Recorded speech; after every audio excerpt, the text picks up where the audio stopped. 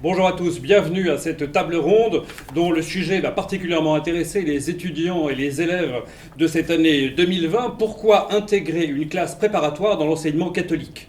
J'ai à mes côtés pour répondre à cette question Madame Claire Lémé, Monsieur François Roucher et Monsieur Benoît Richard. Bonjour à tous les trois. La première question à vous poser, c'est finalement, qu'est-ce qu'une classe préparatoire? Quel type de classe préparatoire existe aujourd'hui en France? Benoît Richard.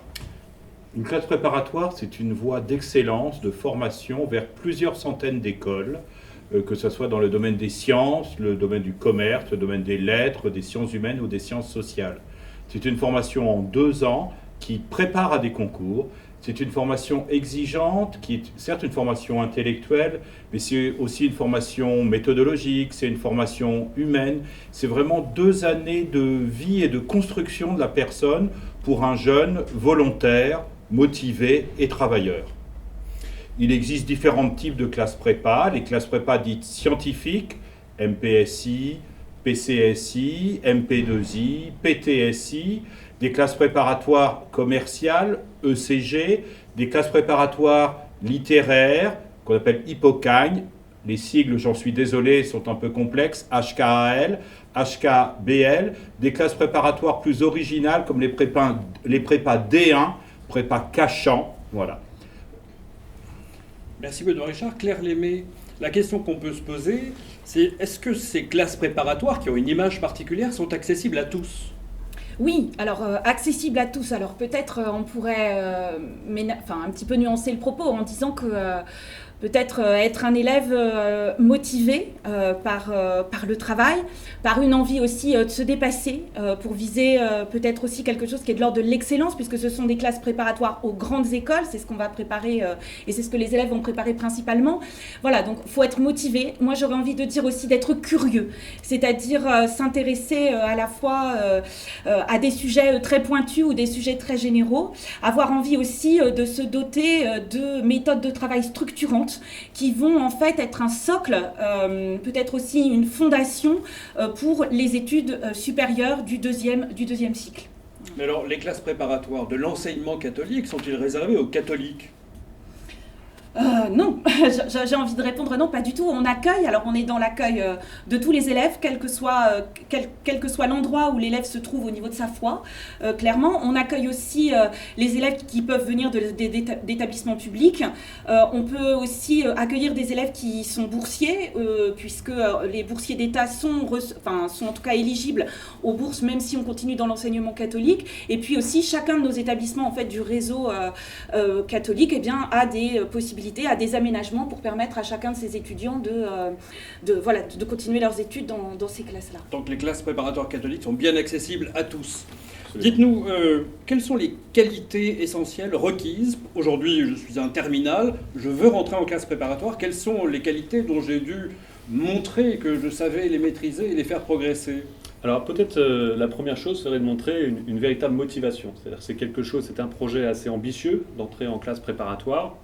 Et donc, montrer à travers son engagement dans le travail, son engagement en première, en terminale, qu'on est un élève qui, dans le secondaire, a pris conscience qu'il était maître de son destin et qu'il avait envie vraiment de progresser et qu'il avait compris que la prépa était un enjeu assez important pour lui. Donc, cette question peut-être de la motivation, liée évidemment à une filière donnée, c'est-à-dire pourquoi je voudrais rentrer dans telle filière plutôt que dans telle autre, c'est à mon avis un point aussi important, réfléchir à ce qui me motive sur le plan, je dirais, intellectuel de la recherche, ce que je veux apprendre.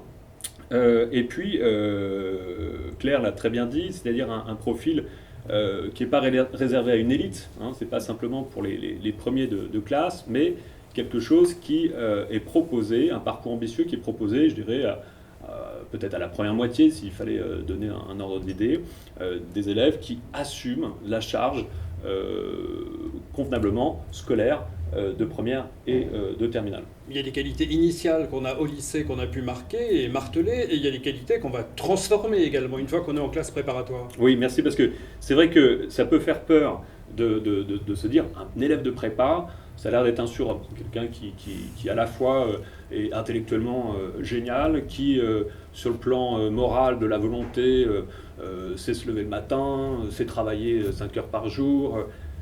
Non, pas tout à fait. En fait, les élèves des classes préparatoires, nous les côtoyons, ils sont géniaux, c'est vrai, mais ils sont surtout en train de le devenir. C'est-à-dire qu'en fait, ils cherchent surtout à se dépasser. Et donc, les qualités requises, c'est bien sûr d'avoir déjà quelques goûts pour le travail et quelques désirs, encore une fois, sur le plan intellectuel. Ce que l'on va développer plus particulièrement, peut-être, ça va être cette force de travail. Hein. Et donc, c'est vrai qu'à travers un parcours qui, intellectuellement, est ambitieux, eh bien, vont se développer des vertus morales qui sont très structurantes, si j'ose dire, qui vont vraiment forger mon caractère. Et ça va passer par une intensité, un rythme de travail et un goût pour le travail qui, et j'ajoute, c'est un point important, va être aussi très collaboratif et collectif. C'est-à-dire qu'il y a une dimension de classe très forte en classe préparatoire et je vais vite comprendre et intégrer que ma réussite, c'est aussi celle de mon camarade. Et donc, voilà. J'arrive du lycée, j'ai fonctionné dans un système classe, je retombe dans un système classe, de fait. Voilà. Il n'y a pas de modification là-dessus. Il n'y a pas de modification là-dessus, simplement on ne prépare plus un examen, mais un concours. Donc, et alors, quelle différence entre un examen et un concours? Alors, peut-être l'examen, le but va être d'avoir des bonnes notes, semaine après semaine, dans mes devoirs, sur table, etc. Est-ce que la préparation d'un concours est un temps plus long et nécessite, je dirais, cette ambition de donner le meilleur de soi. Voilà, de vraiment donner le meilleur de soi-même. Alors, donner voilà. le meilleur de soi-même, qu'est-ce que ça peut vouloir dire pour un élève de 18 ans aujourd'hui, à qui on a toujours dit, qui a toujours été bon, à qui on a toujours dit bon, qui a progressé, disons, à qui on a toujours dit c'est bien, fais attention à bien apprendre par cœur, fais attention à bien répéter les choses. En classe préparatoire, c'est autre chose. Oui, ça va être autre chose. En fait, la classe préparatoire, c'est aussi une classe qui prépare justement à l'enseignement du supérieur. Et ce qui fait que les méthodes, ça ne veut pas dire de faire tabula rasa sur tout ce que les élèves de première et terminale ont déjà appris. Au contraire, c'est se servir de ce qu'on sait faire et de ce qu'on a appris à faire pour ensuite le transformer vers quelque chose qui va aller vers à la fois des concours, parce qu'évidemment, vous posiez la question tout à l'heure, concours, examen. Évidemment, nos étudiants préparent des concours exigeants au bout de la 2e année de classe préparatoire, mais ils se préparent aussi aux études supérieures. Et donc, alors peut-être aux examens futurs qui passeront, des examens par rapport à l'université, mais c'est ça, c'est aussi c'est développer et appréhender les matières qu'on connaissait à l'université d'une autre façon et sur le pied du supérieur. Donc effectivement, pour les élèves pour un élève de première ou terminale, voilà, il y a une on entre en classe préparatoire où on retrouve ce qu'on connaît et en même temps où on doit comprendre aussi que ces matières vont être appréhendées de façon différente, mais justement, on les apprend et ça devient aussi plus intéressant. Donc je sors de terminale, j'ai toujours été dans une classe, j'avais une habitude de fonctionnement qui était celle du lycée. Oui. Je rentre dans une classe où je me retrouve avec des gens qui étaient aussi bons que moi au lycée, et finalement, je vais travailler toute la journée. On a l'impression qu'on n'a plus de vie dans une classe préparatoire. C'est un peu l'image que ça donne. Alors non, évidemment, on travaille beaucoup, mais aussi on fait du sport, mais aussi il y a des formations de culture générale, des conférences, des formations spirituelles qui sont proposées. Et puis il y a une dimension de plaisir. Le plaisir déjà, il est collectif.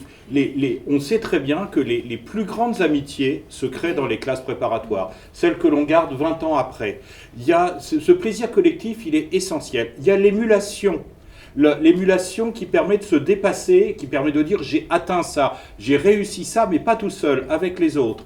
Il y a le plaisir de la découverte de notions, de fulgurance intellectuelle grâce à l'accompagnement des enseignants. Il y a aussi le plaisir de la découverte humaine, personnelle, par toute la dimension d'accompagnement, que ce soit par ses pairs, camarades, que par tout l'encadrement qui est mis en place. Et peut-être que quand on est lycéen, on n'a pas encore pris conscience totalement de cette dimension du plaisir que l'on acquiert avec de l'humilité, avec du travail, mais qui fait grandir. Benoît Richard, on se découvre soi-même finalement en classe préparatoire. Je pense qu'on se découvre soi-même en classe préparatoire, mais pas simplement quand on est élève, aussi quand on y est enseignant, aussi quand on y est encadrant. C'est le challenge quotidien de quelqu'un qui participe aux classes préparatoires. Ouais. Moi j'ajouterais quand même par rapport à ce que disait Benoît, on est certes dans une structure lycée, parce que évidemment les élèves sont en lycée, mais ils sont, je pense pour tous nos établissements, ils sont considérés comme des étudiants. Donc ils n'ont pas forcément les mêmes droits et les mêmes, ils ont peut-être plus de possibilités que les élèves lycéens, donc ils ne sont pas pris sur le même, ils sont pas sur le même piédestal, donc on est quand même parfois à part. Ce sont des adultes et c'est aussi ce à quoi on les mène.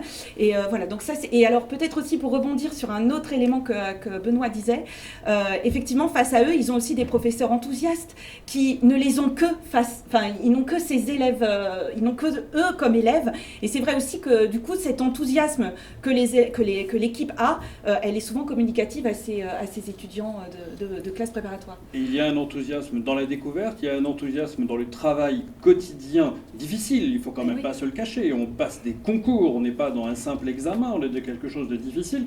Et en même temps, dans la difficulté, on se découvre soi-même aussi. Oui, et alors, je ne voudrais pas dépeindre un paysage idéal ou idéalisé de la classe préparatoire, mais tout de même, des choses ont été dites, et c'est très vrai, cette joie qui est d'avoir une finalité commune, c'est le concours. Il y a cette joie qui est de tous les jours se dire, mais en fait, c'est passionnant ce que j'ai. C'est-à-dire que je suis là, je sais pourquoi, et j'ai des cours d'une qualité incroyable, un professeur complètement engagé dans ma réussite et dans son enseignement. Et en même temps, c'est dur, il ne faut pas se mentir. C'est dur parce que c'est très plein. C'est une vie donnée, quoi, en quelque sorte. Il y a presque quelque chose de l'ordre du sacerdoce, ou en tout cas... C'est dur, mais tous ensemble, donc c'est plus facile. Voilà, et c'est pour ça que c'est plus facile, c'est pour ça que c'est soutenable aussi. Mais il y a une distorsion très forte, il y a un poids très fort du temps de travail. Je crois que là-dessus, il faut se le dire, c'est-à-dire que vous avez une semaine type lycée, on pourrait dire, sur laquelle vous avez chaque semaine une évaluation écrite, et on va dire globalement en moyenne 2 € par semaine. Donc vous avez... Donc ce qu'on appelle les devoirs surveillés d'un côté et l'école orale. Voilà, exactement. Et donc vous avez comme ça, voilà, grosso modo, 35 heures de travail. C'est presque le double qu'il va falloir apporter en termes de travail personnel. Donc ça, je comprendrais très bien que ça effraie, en quelque sorte. Alors, il faut comprendre que ça va être progressif. On s'y prépare, voilà. Et que, en fait, quand on met bout à bout tout ce temps-là, eh bien, on se rend compte, et c'est peut-être aussi une des qualités que va développer un élève de prépa, c'est qu'il a un rapport au temps très précieux. C'est-à-dire que quand il est au travail, il est pleinement au travail. Mais quand il est à son temps de détente, de plaisir, de loisir ou un temps d'amitié, il est pleinement à ses amis. Et donc c'est vrai que ce n'est pas du tout le temps de l'oisiveté. Et je rejoins ce que disait Benoît tout à l'heure, c'est-à-dire que en classe préparatoire, quand j'ai fait mon travail, etc., je prends un temps pour bien dormir, les repas sont essentiels, enfin le rythme de vie de manière générale est essentiel, et malgré tout ça, il va me rester 28 heures. 28 heures, beaucoup plus libres, pour des conférences culturelles, pour du sport, pour des temps d'amitié, etc. Donc en fait, je peux vraiment trouver des temps disponibles pour faire autre chose, des temps de respiration. Peut-être le présupposé serait de privilégier, et c'est ce que nous proposons, toutes les classes préparatoires présentes au salon des prépas, c'est de privilégier l'internat externé, ces temps aussi un petit peu plus gratuits, où on ne vient pas simplement pour un cours, on vient pour une aventure et une vie collective, en fait, je dirais même communautaire. Donc l'apprentissage du travail, l'apprentissage de l'efficacité, dans un contexte dans lequel le plaisir est de plus en plus important au fur et à mesure qu'on intègre ce rythme-là. Et une question à se poser dans ce cas-là, parce que ça tourne dans vos réponses depuis tout à l'heure. Benoît Richard, pourquoi intégrer une classe préparatoire dans l'enseignement catholique ? Il y a dans l'histoire de l'enseignement catholique, dans ses principes même, le regard sur la personne. C'est quelque chose d'essentiel. Il y a aussi un deuxième regard, c'est que l'apprentissage n'est pas simplement un apprentissage de connaissances, de matière, un apprentissage universel. On parle d'éducation intégrale de la personne. Il n'y a pas de construction d'une personne sans toutes ses dimensions, évidemment la dimension intellectuelle, mais aussi la dimension sportive, la dimension culturelle, la dimension associative, la dimension solidaire et la dimension spirituelle. Et tous les établissements de l'enseignement catholique cherchent à mettre en place les possibilités de réalisation de ces dimensions-là chez les élèves. Cette dimension solidaire, on la retrouve vraiment dans toutes les constructions de nos établissements, avec l'entraide par les pairs, l'entraide par les enseignants, l'entraide par tout l'encadrement, et les multiples propositions qui sont faites pour accompagner, je ne dirais pas la scolarité, pour accompagner la construction humaine de jeunes adultes. Et c'est aussi essentiel que tout ce qui est mis en place pour la préparation des concours. Oui, j'ajoutais après, pardon, mais construction, effectivement, vraiment construction intellectuelle, parce que dans l'enseignement catholique, on prépare nos élèves, nos étudiants au même concours public, en fait, que dans les prépas publics. Donc on a une exigence de programme, on suit l'ensemble, mais en même temps, et c'est vrai que ça, c'est ce qu'on vit au jour le jour, en tout cas, c'est dans cette construction personnelle. L'âge où on est en prépa, on a 18, 20 ans, on se construit intellectuellement et on se construit aussi humainement.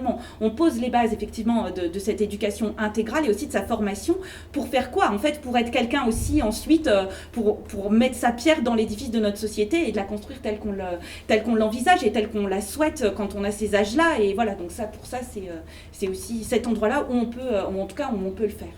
Bien, un lieu dans lequel on apprend à travailler, on prend du plaisir, on fait attention à soi et aux autres dans un cadre qui part du principe qu'on n'est pas là uniquement pour réussir un concours, mais également pour réussir une vie d'homme et de femme épanouie. Et c'est aussi ça, intégrer une classe préparatoire de l'enseignement catholique. Merci beaucoup à tous les trois. Merci. Merci.